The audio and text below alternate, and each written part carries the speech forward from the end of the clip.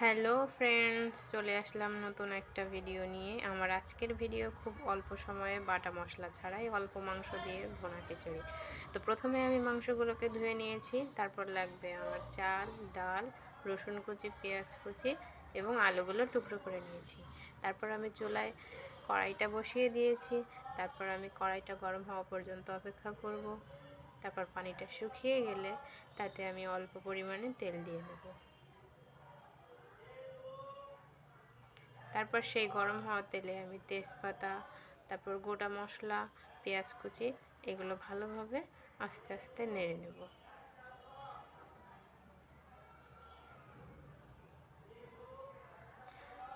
মশলাগুলো হালকা নাড়াচাড়া করে যখন কালারটা চেঞ্জ হয়ে আসবে, ব্রাউন কালার হয়ে আসবে, তারপর তাতে আমি দিয়ে দিচ্ছি আদা কুচি, তারপর দিয়ে দিচ্ছি রসুন কুচি,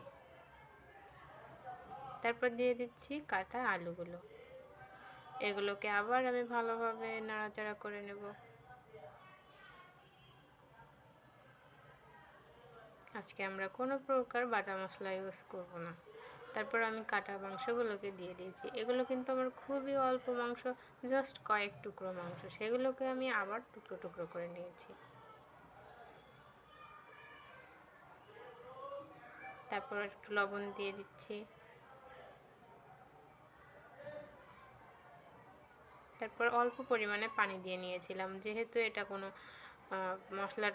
এটা কোনো বাটা মশলা ছিল না, তাই তলায় লেগে যাচ্ছিল, তাই আমি একটু পানি দিয়ে হালকা নেড়ে নিয়েছি। তারপর আমি এতে দিয়ে দিয়েছি শুকনো ঝালের গুঁড়ো। এগুলো খুবই অল্প সময়ে রান্না করা যায়, কোনো বাটাবাটির ঝামেলা ছাড়াই। তারপর আমি দিয়ে দিয়েছি হলুদ গুঁড়ো। হলুদ গুঁড়োটা শেষে দিবেন, না হলে বেশি তলায় লেগে যাবে। তারপর আমি দিয়ে দিয়েছি একটু জিরে গুঁড়ো। তারপর আমি আবার হালকা হালকা নাড়াচাড়া করে নিচ্ছি।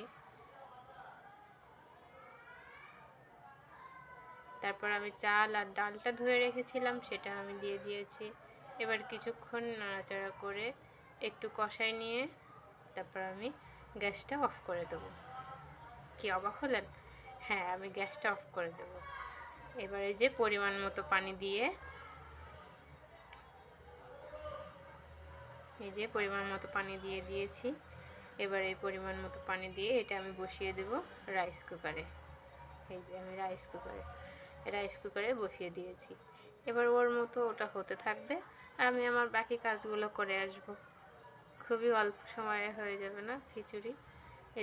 তারপরে সমস্ত কাজ করে এসে রেডি হয়ে এসে তারপর 20 মিনিট পরে এসে দেখলাম যে আমার খিচুড়িটা হয়ে গেছে।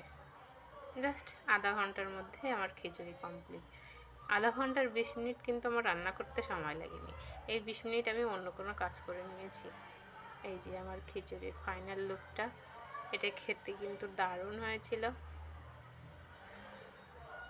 কোনো বাটা মশলা ছাড়াই আজকের রেসিপি।